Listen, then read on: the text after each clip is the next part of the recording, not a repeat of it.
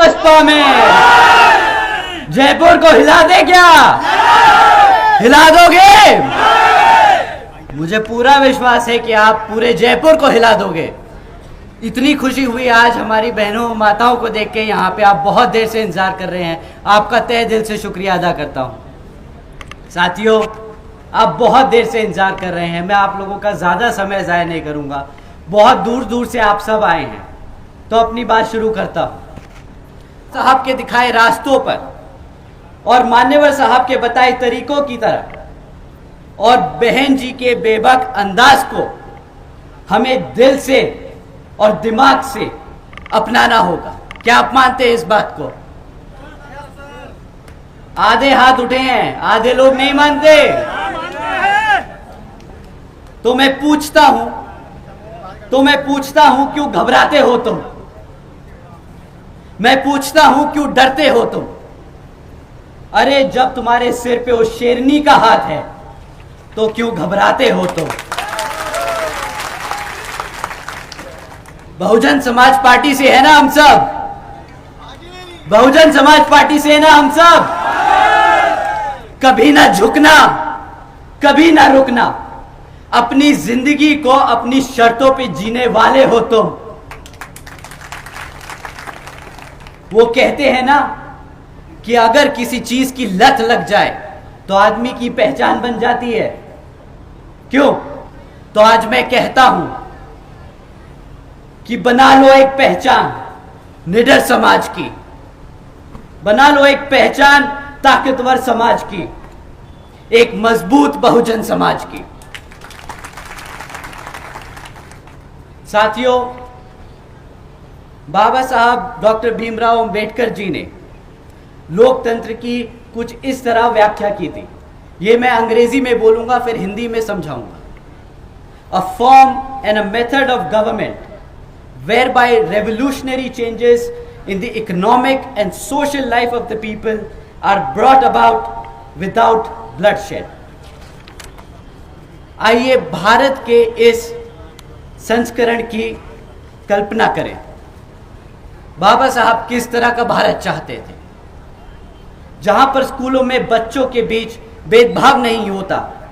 ऐसा है बाबा साहब के विचारों का भारत। जहां पर महिलाओं पर अत्याचार नहीं होता, ऐसा है बाबा साहब के विचारों का भारत। जहां पर आपका प्रमोशन आपकी जाति देखकर नहीं, आपकी काबिलियत पर होता है, ऐसा है बाबा साहब के विचारों का भारत। हकीकत तो यह है कि आज यहां राजस्थान में जो कांग्रेस की सरकार चल रही है वह सर्व समाज विरोधी है। सिर्फ बहुजन समाज नहीं, सर्व समाज विरोधी है। क्यों? जहां पर कांग्रेस की सरकार ने वादा किया था बेरोजगार युवाओं को 3500 रुपए महीना देने का, जहां पर कांग्रेस की सरकार ने वादा किया था सस्ती गैस सिलेंडर देने का, जहां पर कांग्रेस की सरकार ने वादा किया था कई लाख युवाओं को रोजगार देने का, और जहां पर यही कांग्रेस सरकार ने वादा किया था महिलाओं को मुफ्त शिक्षा देने का। साथियों, अब जब राजस्थान में चुनाव कुछ ही समय में आ रहे हैं, तब कांग्रेस के मुख्यमंत्री जी एवं उनके सभी नेता फिर से आपके बीच में आने वाले हैं और यही किस्म के वादे दोबारा दोहराएंगे। पर हकीकत, साथियों भूलिएगा मत, हकीकत तो ये है कि राज्य की कांग्रेस सरकार ना हमारे युवाओं को रोजगार दे पाई। साथियों, हकीकत तो ये है कि राज्य की कांग्रेस सरकार ना हमारे बेरोजगार युवाओं को 3500 रुपए महीना दे पाई। साथियों, हकीकत तो ये है कि राज्य की कांग्रेस सरकार ना हमारी महिलाओं को मुफ्त शिक्षा दे पाई है ये कांग्रेस सरकार तो सिर्फ और सिर्फ हमारे युवाओं को, महिलाओं को और बुजुर्गों को धोखा दिया है। इस कांग्रेस सरकार ने हमारी बहन बेटियों को सिर्फ दुख और दर्द, दिया है इस कांग्रेस सरकार ने हमारे युवाओं को सिर्फ झूठा भरोसा। साथियों, समय आ गया है यहां की कांग्रेस सरकार को हकीकत समझाने का। साथियों, हकीकत तो यह है कि यहां की कांग्रेस सरकार हमारी माताओं और बहनों तक को सुरक्षा न दे पाई, शिक्षा तो दूर। सिर्फ पिछले 5 साल में 1 लाख से ज्यादा महिलाओं पर अत्याचार हुए, उनके केस दर्ज किए गए। चाहे वो एक महिला के खिलाफ के साथ गैंगरेप और मर्डर का केस हो, चाहे वो एक महिला शिक्षिका को जिंदा जलाने का केस हो, चाहे वो एक छोटी सी 9 साल की बच्ची का बलात्कार कर गला घोटकर उसकी हत्या करने का केस हो। ऐसे लाखों केस रोज आप लोग सुनते हैं। साथियों, जो सरकार अपनी बहन बेटियों को सुरक्षा न दे पाई, उस मुख्यमंत्री को गद्दी पे बैठने का हक है कि नहीं?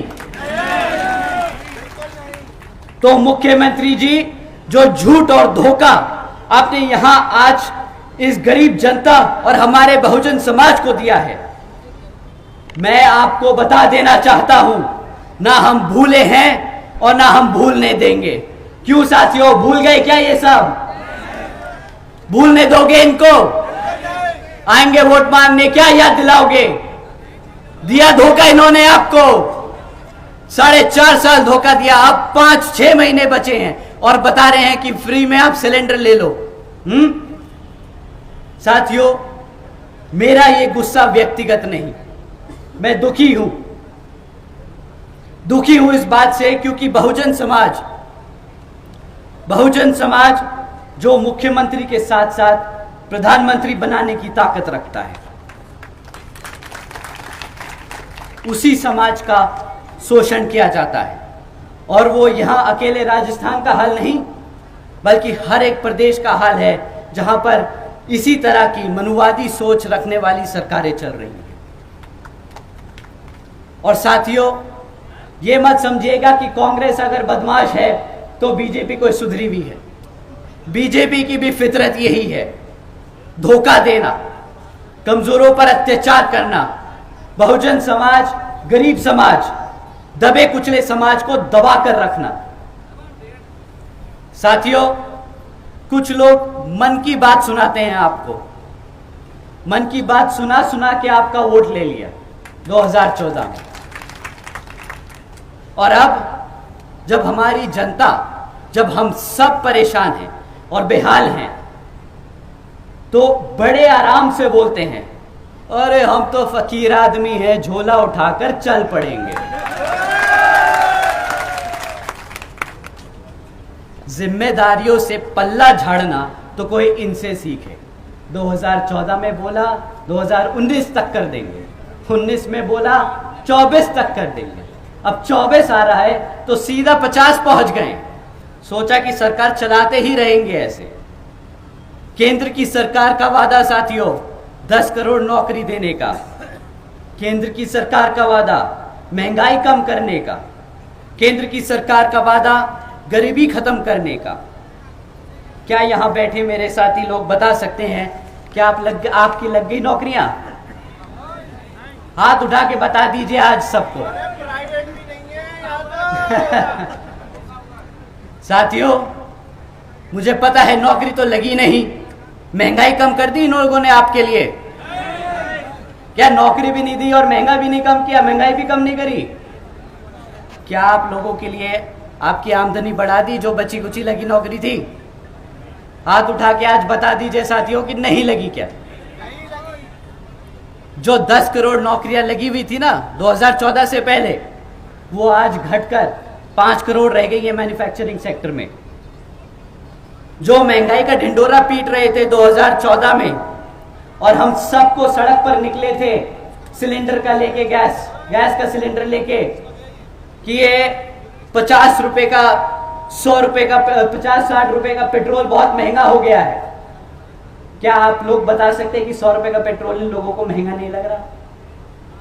आप लोगों को 100 रुपए का पेट्रोल महंगा लग रहा है? अब महंगा हो गया। यही बताने चले थे ना कि 50 रुपए का पेट्रोल बहुत महंगा है, आज 100 रुपए पे चुप्पी बांधे बैठे हैं।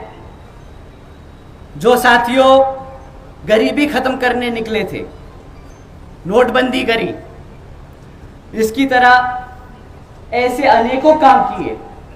आपके खाने पीने पे जीएसटी लगा दिया, और शायद उनका तरीका था जब उन्होंने बोला कि गरीबी खत्म करने का, इन तरीकों से शायद गरीब को ही खत्म कर दिया।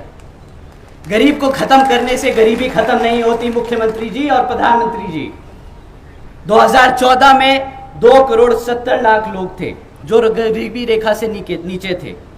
आज उनकी संख्या बढ़कर 13 करोड़ से ज्यादा हो चुकी है। तो मैं पूछता हूं कि क्या यही है अच्छे दिन? क्या इन्हीं अच्छे दिनों का वादा करके आप लोगों ने केंद्र में भाजपा की सरकार को वोट डाला था? बताइए साथियों, क्या यही थे अच्छे दिन? वो बस एक बार मना कर दीजिए। आज हम भाजपा, कांग्रेस और राजस्थान के मुख्यमंत्री जी को मन की बात नहीं, कुछ काम की बात समझाते कि एक लीडर होता कैसा है, एक मुख्यमंत्री को होना कैसा चाहिए और एक प्रधानमंत्री को होना कैसा चाहिए। साथियों, बहन जी ने कानून व्यवस्था के साथ साथ राज्य की सामाजिक व्यवस्था के लिए भी अनेकों काम किए। बहन जी ने देश में पहली बार सरकारी कॉलेजेस के स्टूडेंट हॉस्टल्स में अन्य पिछड़े वर्गों के छात्रों के लिए 27% आरक्षण की व्यवस्था तय की। साथ ही साथ बहन जी ने हमारे सभी संतों, गुरुओं और महापुरुषों को सम्मान में कई जिले और कई यूनिवर्सिटीज के नाम रखे, जैसे Gautam Buddha university, Ambedkar university, Chhatrapati Shahuji Maharaj university, Mahatma Jyotiba Phule नगर, महामाया नगर, संत कबीर नगर एवं गौतम बुद्ध नगर। साथियों, बहन जी ने सावित्रीबाई फूले बालिका शिक्षा योजना के तहत 7 लाख से ज्यादा बच्चियों को 12वीं तक की शिक्षा प्राप्त करने हेतु 600 करोड़ से ज्यादा की लागत इन बच्चियों को अपने पैरों पर खड़ा कर एक उज्जवल भविष्य देने के लिए खर्ची। बहन जी ने महामाया गरीब बालिका आशीर्वाद योजना के तहत 3,25,000 बच्चियों को 1 लाख रुपए सीधा उनके बैंक खातों में देने का काम किया।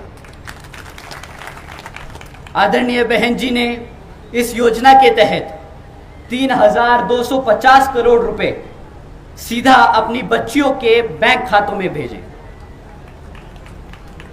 भारतीय जनता पार्टी ने की तरह हमने 20 लाख रुपए देने का ढिंढोरा नहीं पीटा कि हम हर एक व्यक्ति को 20 लाख रुपए देंगे, और ना ही हमने कोई खोखली योजनाएं चलाई कि बेटी बचाओ बेटी चलाओ जैसी। हमारी आदरणीय बहन कुमारी मायावती जी ने करके दिखाया है ये सारी योजना चलाकर। आदरणीय बहन कुमारी मायावती जी ने अपने शासनकाल में 12,500 करोड़ की लागत से हमारे SC, ST, OBC व आदिवासी समाज के 3,50,000 से ज्यादा परिवारों को महामाया आवास योजना के तहत अपना खुद का घर दिया। आदरणीय बहन जी ने अपने शासनकाल में 2,60,000 से ज्यादा भूमिहीन परिवारों को 1,35,000 एकड़ से ज्यादा जमीन का मालिकाना हक दिलाया। साथ ही साथ आदरणीय बहन कुमारी मायावती जी ने अपने शासनकाल में 1 लाख से ज्यादा अधिक सफाई कर्मचारियों की भर्ती की, 90,000 से ज्यादा शिक्षकों को सरकारी नौकरी दी और 2 लाख से ज्यादा अधिक पुलिस जवानों को पुलिस फोर्स में भर्ती किया। और साथियों, आपको जानकर हैरानी होगी कि ये मौके तब दिए गए जब पूरी दुनिया मंदी के दौर से गुजर रही थी। एक तरफ दुनिया में लोगों को नौकरियों से निकाला जा रहा था और दूसरी तरफ आदरणीय बहन कुमारी मायावती जी उत्तर प्रदेश में लोगों को लाइन से लगाकर नौकरियां दे रही हैं। माननीय बहन जी ने SC, ST, OBC एवं अन्य पिछड़े वर्गों को मुफ्त में राशन देने जैसी योजनाएं चलाने की वजह रोजगार देने के अवसर दिए ताकि हमारा समाज अपने पैरों पर खड़ा हो सके। क्यों साथियों, ये आपको फिर से मुफ्त बिजली देने वाले हैं, ये फिर से आपको मुफ्त में राशन देने वाले हैं, ऐसी बातें सुनने वाले हो आप। इससे क्या लगता है आपका बच्चा, आपकी बेटी अपने पैरों पर खड़े हो पाएगी? उनको मजबूती की तरह तैयार कर रहे हो ये लोग ऐसी योजना चला के, या हमारे भविष्य को, हमारे आने वाले कल के बच्चों को कमजोर कर रहे हैं? तो साथियों, बहन जी ने एक बार नहीं 4 बार करके दिखाया है कि कैसे अपने भविष्य के, अपने बच्चों को ताकतवर बनाया जाए, उनको अपने पैरों पर खड़े होने के लिए मौके दिए जाए। और साथियों, सही में असल में यही है सर्जन हिताय व सर्जन सुखाय की नीति। आज मैं और मेरे जैसे लाखों करोड़ों बहुजन समाज के नौजवान अपना सिर उठाकर एक इज्जतदार जिंदगी जी सकते हैं तो वो सिर्फ और सिर्फ हमारी, हम सबकी बहन जी की वजह से ही है। मैं आज यहां अपना सिर झुकाकर, अपने दिल पर हाथ रखकर बहन जी का शुक्रिया अदा करता हूं। बहन जी हैं तो हम सब हैं। साथियों, मैं बहन जी की कुछ बातें आपको ध्यान में रखने को बताने आया हूं। दुश्मन इस इलेक्शन में किसी भी हद तक गिर सकता है और साम दाम दंड भेद आदि का इस्तेमाल कर सकता है। दुश्मन इस इलेक्शन में अपने चमचों को बाबा साहब के विचारधाराओं को मानने वाले बताकर आपको भ्रमित करने की कोशिश जरूर करेंगे।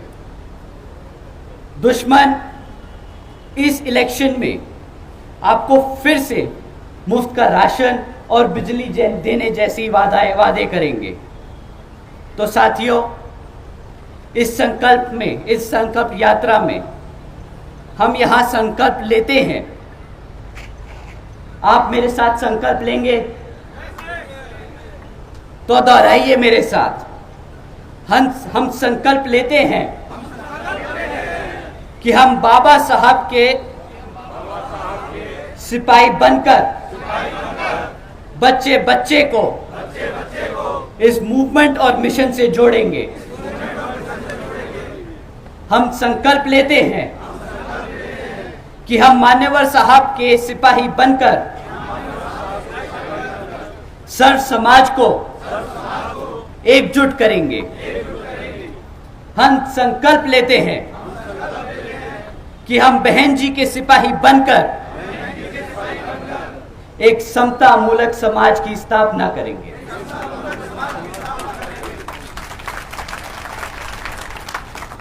तो साथियों, जैसे बाबा साहब कहते थे, संगठित बनो, शिक्षित बनो और संघर्ष करो। समय आ गया है। अब आप और हम सब एकजुट होकर समाज के हर एक व्यक्ति को बसपा से जोड़ने का काम करेंगे और आने वाले विधानसभा आम चुनाव में बता देंगे कि हम आ रहे हैं।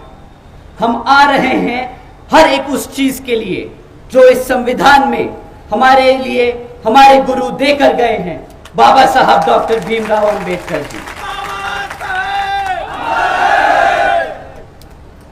और सही मायने में यही होगा राजस्थान की इस घमंडी कांग्रेस सरकार को मुंह तोड़ जवाब। तो साथियों, मैं आप सबसे यही अपील करता हूं कि आने वाले विधानसभा आम चुनाव में आप हाथी के निशान के सामने वाला बटन दबाकर बसपा को वोट डाल यहां पर विजय बनाएंगे। अंत में मैं यहां मौजूद सभी माताओं, बहनों, बड़े बुजुर्ग और मेरे युवा साथियों जो इतनी दूर से चलकर हम सबके साथ यहां संकल्प यात्रा में शामिल होने आए हैं, तो आप सभी का मैं तहे दिल से धन्यवाद करता हूं। साथ ही साथ हमारे सभी बड़े और जवान बीवीएफ के जवान साथियों, आप सभी का भी मैं तहे दिल से धन्यवाद करता हूं। जय भीम, जय भारत, जय बहन जी।